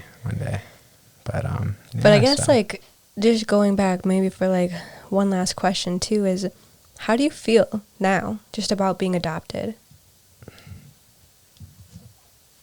I've always been proud being adopted. I think I still have like issues about being adopted. Like I actually talked about this with my brother Joey today because he was just like asking the core, like, why did you have the guts to like ask your birth mom the name? Like, what's the core? Mm-hmm. And so I was like really talking to him about it, and I was thinking about it. I'm like, well, it's just like good info to know, just so I know it. Like it's just good. It doesn't define me, but it's good to know. As well as I think I also wanted to know because as a child, some like kids made fun of me, like, oh, did your parents not want you? No, kid. I mean, I am wanted. I mean, I know this is going to sound horrible, but me and my brother joke around. We were bought. We were expensive. That's such an interesting concept to think about sometimes. Me and my brother joke. I know this sounds horrible, but me and my brother just joke around and just be like, oh, like I was a month like restaurant gourmet, and my brother was the fast food because he just picked them up on the weekend. Oh. But my brother says no, they knew what they wanted, and that's what they got before it was taken. And I'm like, ooh, good comeback. That's funny. But see, we make it as a joke. Like, I mean, because people will say, kids say cruel things. And I feel like they don't even know what they're saying, for the most part. And maybe they do want to be bullies about it. But yeah, it is a kind of a cruel world out there. And I'm glad that you had Joey to kind of like lift your spirits, whether or not, you're joking about it or you're able to have a serious talk about it. Yeah, I am fortunate to have. I'm very fortunate to have Joey. I'm very fortunate. And many adoptee friends. So that helps too a lot because a lot of you understand what I'm going through that other people just can't, even though they want to, but they just can't. Yeah, and just to have that community around, it really helps. Yeah, and also it's just important to know that, we're still on the journey, we're not finished. There's still a lot to make sense of, even though it's, point blank. Sometimes you can say it in one sentence, like I'm adopted, but that sentence has just so much, it just echoes, and it will always kind of like echo throughout your life. It'll always be a part of you. And at certain stages of your life, you'll take it differently and you'll digest it differently. And, but I think that's the moral too. It's just like, we're not finished. Yeah. There's like so much to uncover. Yeah. Just so much more potential. I kind of like that, like an unfinished sentence. It is. You're on the ball, Sam. Yeah. Appreciate that. Yeah, we're still learning ourselves, and I think that goes like with a lot of adoptees. At least when I grew up, it's like, when you're a kid, you're like, oh, you get this from your mom, you got your eyes from your like dad, and oh, you have this characteristic from them, and I'm like, yeah, I don't know if it works that way, but nature versus nurture. Yeah. Yes, we talk about that a lot, like nature versus nurture. Yes, Mm-hmm. I truly believe nature versus nurture, and I think at least for me, being an adoptee, it's something that I really try to value on what is my nature and core and everything, and what was I nurtured and raised to be. Mm-hmm.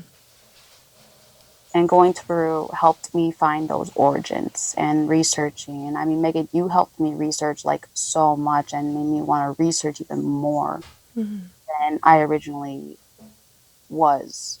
Like, I just knew the generic stuff, but you educated me more specifically. I feel like I'm like, by nature, I just like to dig and just, I don't know, maybe some might call it nosy. But I think that, I feel like there's always questions that can be answered. Well, I value that in you. I mean, you like to dig into that, and it's beautiful. Yeah. Just always be aware of what you might find. Yeah. It's yeah, I feel like Sam's kind of always on the other side of that, is like You can dig, but just remember that. Just be aware. Yeah. What you might find. Mm-hmm. Yeah. I don't know why I'm like that, but I don't know. Maybe I view it as respect, just being mindful of things and to know when not to and when to disturb or ruffle things to a certain extent. But yeah, like I said, like I'm more on one side per se, and like my side, obviously, I lose the benefit of finding potential things that I might, want to know or like to know that I don't know because I don't. But sometimes I feel like that might be fear too. And I think but I could be wrong completely. But for me, I guess I'd rather just know and have to deal with it all now instead of like find out later and just be like, wish I knew, or I don't know. I mean, I guess, what's that saying? Something is bliss. Ignorance is bliss. Yeah. I stand by that. I support that message, not me. But, no, but it's definitely something to be said about that, something that, what you don't know just doesn't affect you. And, in a world where, things are always constantly beating you down, it's like, do you really want to subject yourself to other things, even though you very well might know that might be the truth, And I'm kind of like on the opposite side of that. Where do you stand on that? Yeah, I mean, because I feel like I actually kind of lean towards you more, actually, Sam, because like getting the information today of the name of my birth father, I mean, I don't know if that's his actual name, but I mean, I don't know if I'll really open that jar yet, Pandora's box yet, and like hire a lawyer or anything, find if they have kids or if he had other kids. Right. I don't know, because again, they're strangers to me. Yeah. And it doesn't define me because I'm still me. Yeah. That's true too. I guess it's good because you have more of a positive mindset too. So maybe somebody who didn't and just found out that their dad died, maybe that would have opened up an entire new, vault. But it brought up a lot of questions. Like in me, I was also like hurt because I wanted to at least ask him, like, did you even know I was alive? Mm. Did you even know? Did you even think of me? What exactly happened? Yeah. And I don't think I'll ever get those answers, or for him to even see what my potential has become so far. And I'm not able to even show that to him. But maybe he's looking down on you and he gets to see that. Thank you. I hope so. I mean, my birth mom said it 10 years ago that apparently I look like him, so must be a good looking dude.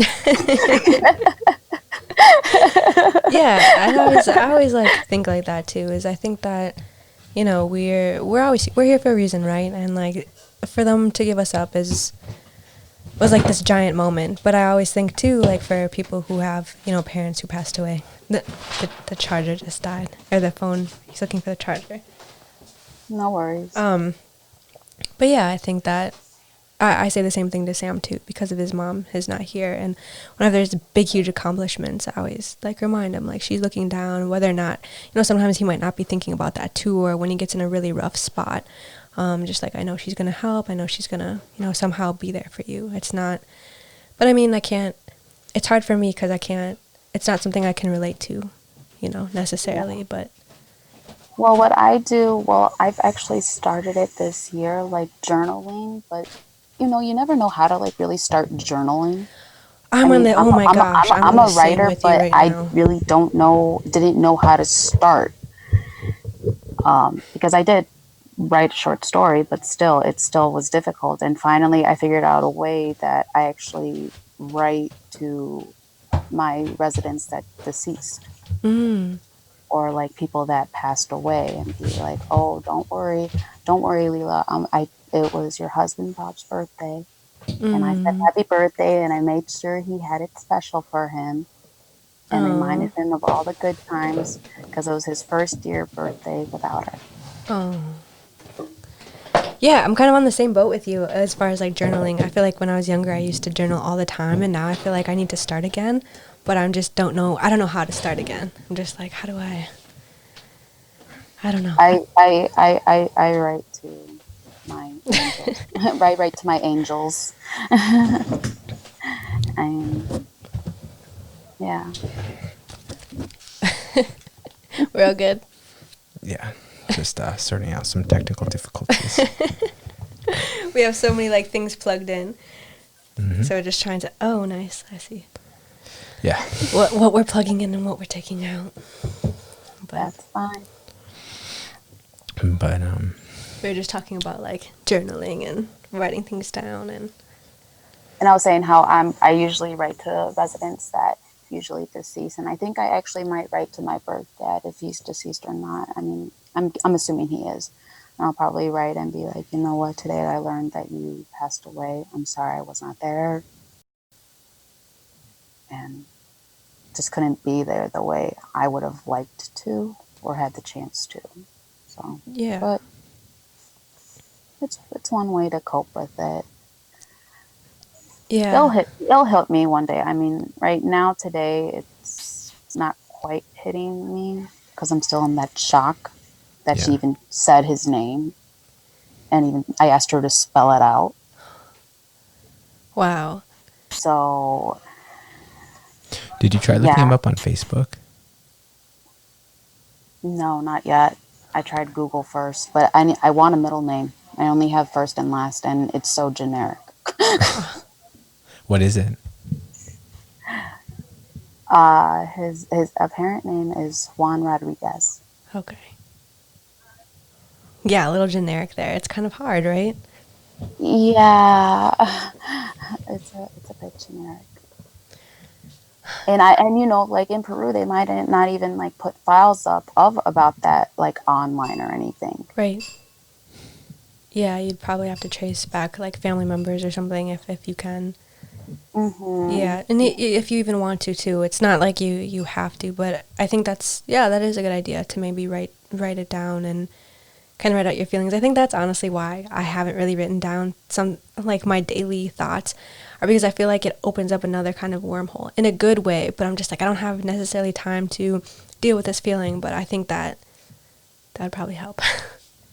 I maybe writed it, and I think I've only wrote in my journal twice, and I've had it for a month or so.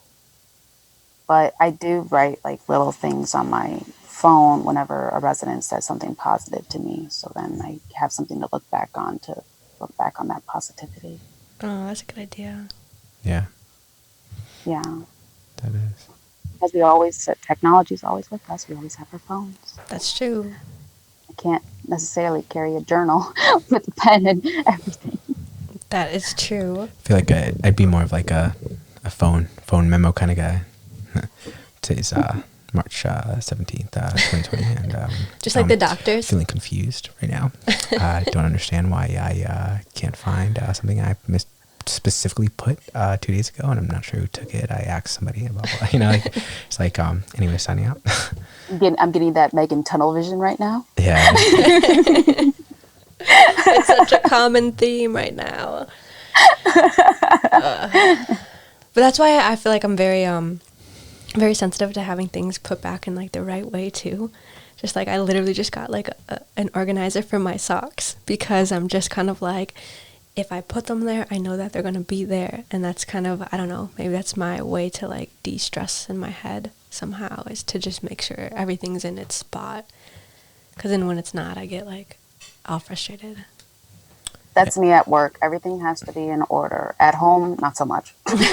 but writing in the journal is very hard for me because I'm such a perfectionist. And with writing previously a short story that did get published about my illnesses. Ooh, I'd love to read it. I think you might have probably. Really? You should send it back to me because my memory is. It's called Behind the Clouds There's Always the Sun. So it's about my physical illnesses. And then I want to make a second short one about mental issues that I've had. Oh. Wow. Wait. Awesome. I will definitely send it. Yeah. I want to see that. Yeah, it got published at Northern Illinois University because one of my teachers believed in me even though like he saw me struggling because of my health. He's like, no, this is worthy of an award. So I'm like, if you say so. Wow. I'm like, okay, like if you say so. He's like, no, go to this tutor, get it edited, da da da da. And I'm like, fine. Wow. So you can is it like you can buy it? The ebook or I think you can. I don't know if it's sold really specifically anywhere. I actually even had the book like actually right over there. Oh, so you got it made into a book, an actual book. It wasn't just like, oh. Can you hold on 1 minute? Yeah, I'll I show want you to see it. Hold on, Yeah. just 1 minute. All right. So this is the actual book, Contemporary Voices. Wow. Right here. And then you can see my name as an author right there. That's Okay, awesome. so yeah, you can buy the book then, probably. Yeah, you'll have to look for it. I'm gonna put that link up there. Yeah. Yep, and then there we go. Wow. That's awesome. So it's When you were writing it, what were you thinking about?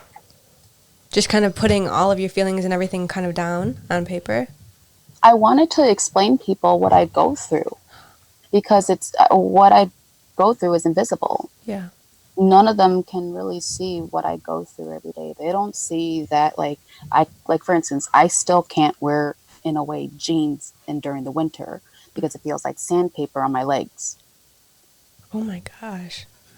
So for a long time, because I was semi-paralyzed, I had to use different types of cloths to retrain my sensors in my legs.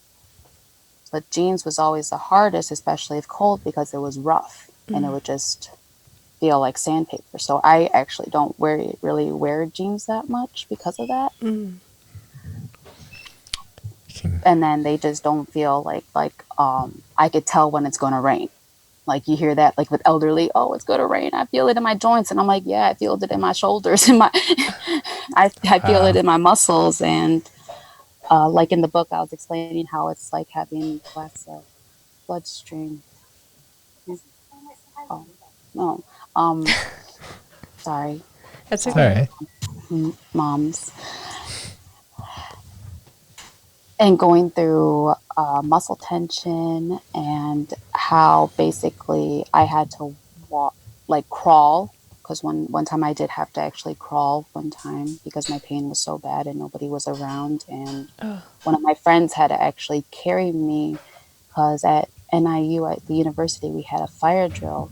And he was this tall built football player guy carrying me because it was winter and they told us, no, you gotta leave the dorms, you gotta leave now. And I'm like, I gotta grab a coat or something. We're going in the cold. My nerves are going to inflame. I am going to be in terrible pain. So my friend, he carried me and brought me to his dorm and until the fire alarm was off, and then they brought me back. And I guess I kind of I can't remember if I passed out or not, but in the book I said I did, but I can't remember if I actually did. And it's just people don't see invisible illness as much, and it's not as aware. Well, it's becoming more aware, but. Yeah, I feel like more recently I've heard a lot more about autoimmune disease, but back when yours started, it was 15 years ago? Yeah, and I wrote this book 10 years ago. Wow. Yeah, I think about 10 years ago. This was published in 2011. Oh wow. So yeah. So, almost 10 years. Almost. Wow. Time flies. Yeah, sometimes I get so not weirded out, but a little weirded out about how long we've all known each other. It's 16 or 17 years. Jeez. We're so old. I know. I've known you guys half my whole life. Yeah, that's crazy. It has been. And I love every minute of it. Yes. Yeah. Wow, I don't even. Yeah, I'll definitely send you that. Yeah, definitely. Probably see if there's there's a link or something. Yeah, I'm sure there probably we'll find it somewhere. We'll Anything I'll find. It's anything I'll make a link or something. Yeah, Yeah, why scan it or not? something. Yeah. Put in like some Google Scan Docs. Yeah, I was thinking about that actually. Yeah. Yeah, but But I feel like that's a good segue. yeah, Like ending on like love and how long we've all known each other and just like reminiscing on Facebook and Zynga and like everything that we've kind of all adoption. yeah, everything. I forgot about that, Even- right? Yeah, right. And we shared music too. A lot of like I still listen. Like Sam, you showed me Lost Prophets. yeah. Megan, you showed me Atmosphere. Oh my gosh. That is so funny. I still That's play funny. those, and I think of you too. Oh, yeah. It's funny how songs they carry a specific, aura of whatever, time in your life that you were really into it. But And I still can't. I mean, I don't know if you have, Megan, but I still can't listen to that song "Wake Me Up Till September Ends." Yeah, I haven't listened to that for years.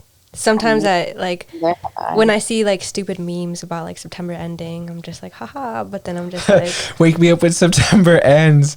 They have a picture of the lead vocalist of Green Day just sleeping. yeah, It's like, yeah, yo, yeah. we gotta wake up now. Memes. I enjoy them. I'm happy that they came around. We should just do a whole episode on memes. Yeah, No, really, we should. I bet you there's adoption memes. probably. Let me jot that down. Jot that down. But yeah, thank you for taking out like, let's see, we're at 2 hours. Wow. Taking out like a chunk of your life to talk to us. Yeah, I really appreciate that. Anytime. I like talking to you guys. Great Yeah. podcast. Supay.life. Yeah. Get the shirt. Yes, thank Got you. Meeting over there. Represent. Nice. Appreciate that. Yeah, but it was great catching up, and we will talk to you soon. Yeah. Yes. Thank you. Yeah. You're welcome. Bye. Bye. Bye-bye.